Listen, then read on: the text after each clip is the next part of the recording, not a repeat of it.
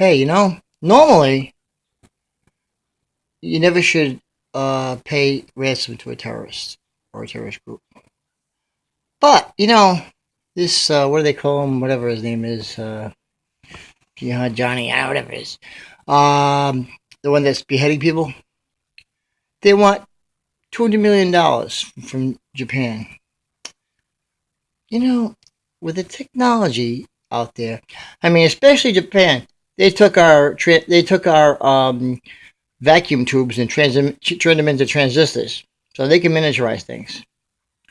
Why don't they agree to a ransom and set them up? I mean, they could put microchips in the money itself. Come on. To follow them, track them, listen to them, maybe even blow them up. Now, wouldn't that be the smartest thing to do? Rather, I mean, to use it to their advantage, not to the advantage of the terrorists, but to the advantage of the people who were trying to stop them. I mean that what? So that shows me that they don't want to stop them really, because we have ways of doing things that we could do this. Just like when they released the a lot of the non-combatants, whatever.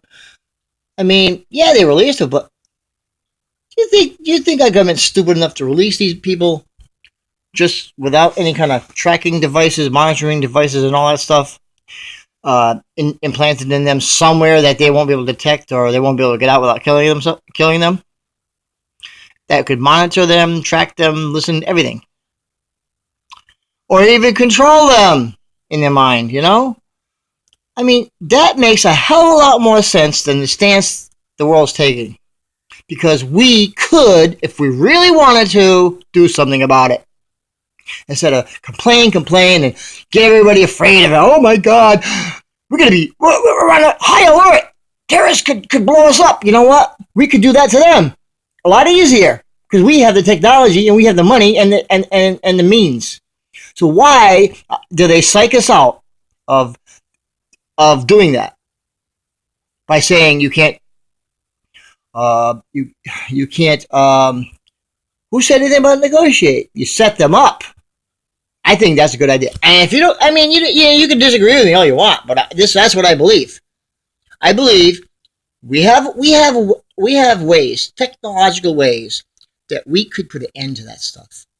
I mean, first of all, they could spot. They could actually read the writing on a postage stamp from a satellite. I had a friend of mine who was in the service. He was in a bunch of the wars besides the Gulf War, and he had like high clearance. I mean, he's left with a lot of illnesses because of all the special shots that they gave him and all the stuff that he's going through. But anyway, he was telling me that he was talking to a friend of his, and he went to see him. He went into this facility, and he says, "Hey, check this out." He punched up something in the computer, come up on the screen from a satellite looking down. And he says to my friend, he says, "Hey, let's see, let's pick out somebody." Zooms in on a guy. He goes, "Yeah, see that guy?" My friend says, "Yeah."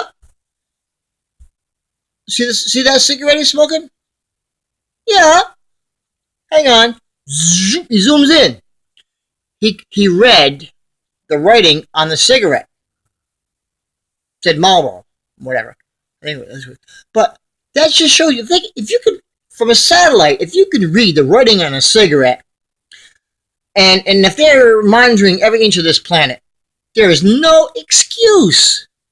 There is none whatsoever. No excuse why we couldn't really rid the world of these people.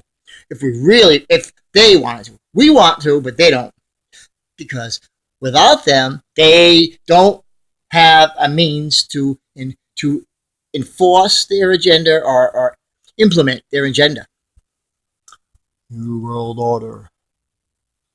Think about it. I'm just saying, just think about it. Good night. Good morning. All right. Good morning night.